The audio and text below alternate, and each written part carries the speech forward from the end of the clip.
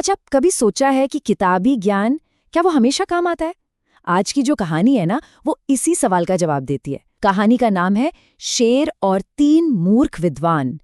तो चलिए इस दिलचस्प कहानी की दुनिया में चलते हैं। तो बात है बहुत बहुत समय पहले की। एक बहुत ही खूबसूरत सा गांव था और वहीं रहते थे 4 दोस्त।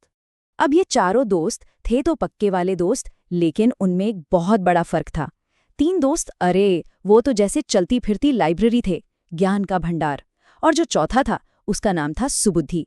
वो ज्यादा पढ़ा लिखा तो नहीं था, पर उसके पास एक ऐसी चीज थी जो उन तीनों के पास नहीं थी, और वो थी सूझबूझ। तो मतलब एक तरफ थे वो 3 विद्वान जो किताबों के मास्टर थे, और दूसरी तरफ था सुबुद्धि जिसके पास थी कॉमन सेंस। विद्वानों के पास ज्ञान का खजाना था, तो सुबुद्धि के पास समझदारी की दौलत थी।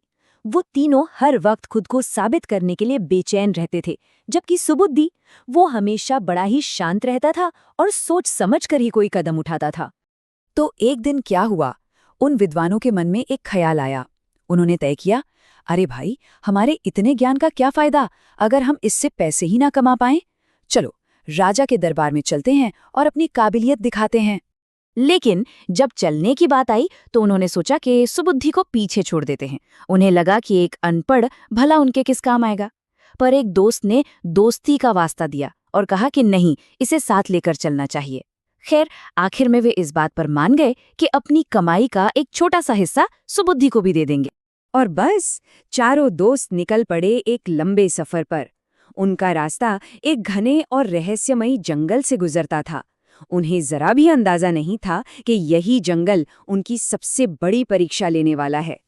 चलते चलते अचानक उन्हें जमीन पर किसी जानवर की हड्डियां बिखरी हुई दिखीं।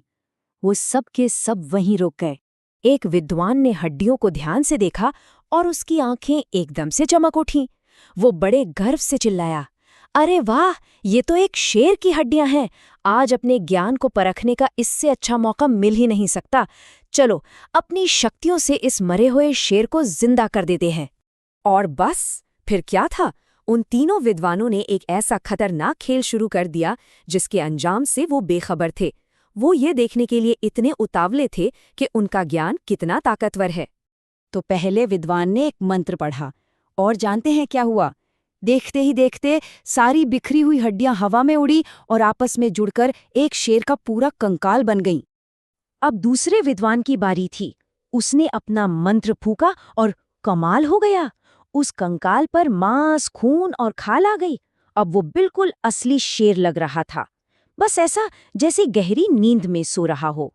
इससे पहले कि तीसरा विद्वान कुछ करता, सुबुद्धि घबराकर जोर से चिल्लाया, अरे रुको दोस्तों, ये क्या कर रहे हो तुम लोग? ये एक खूंखार शेर है। अगर तुमने इसे जिंदा कर दिया तो ये हम सबको मार डालेगा। पर तीसरे विद्वान को तो जैसे गुस्सा ही आ गया। उसने सुबुद्धि को डांटते हुए कहा, चुप करो मूर्ख, तुम मेरे ज्ञान का अपमान कर रहे हो। मैं तो अपनी शक्ति का जादू दिखाकर ही रहूंगा। सुबुद्धि समझ गया कि अब खतरा सिर पर है। उसने एक पल भी नहीं गंवाया और तेजी से पास के एक ऊंचे से पेड़ पर चढ़ गया। नीचे खड़े तीनों विद्वान उसे देखकर हंस रहे थे। और फिर तीसरे विद्वान ने आंखें बंद की और अपना आखिरी मंत्र पढ़ा। एक तेज जादुई रोशनी चमकी, शेर ने अपनी आंखें खोली और ऐसी जोरदार दहाड़ मारी कि पूरा जंगल कांप उठा। शेर जिंदा हो चुका था। तीनों विद्वान डर के मारे जैसे पत्थर बन गए, हिल भी नहीं पाए। और पलक झपकते ही उस खूंखार शेर ने उन्हीं पर हमला कर दिया जिन्होंने उसे बनाया था। तो इस तरह उन विद्वानों के घमंड का एक बहुत ही दुखद अंत हुआ। अब जरा रुक कर ये सोचते हैं कि इस पूरी कहानी से हमें क्या सीखने को मिलता है। शेर के जाने के बाद सुबुद्धि बड़े ही दुखी मन से पेड़ से नीचे उतरा और अकेला ही अपने गांव वापस लौट गया। देखिए, उसकी समझदारी ने उसकी जान बचा ली, जबकि उसके दोस्तों को उनके किताबी ज्ञान के घमंड ने ही मार डाला। तो इस कहानी की सबसे बड़ी सीख क्या है? वो है व्यावहारिक बुद्धि, जिसे हम कॉमन सेंस भी कहते हैं। ये वो समझ है जो हमें असल जिंदगी में सही और गलत का फैसला करने में मदद करती है।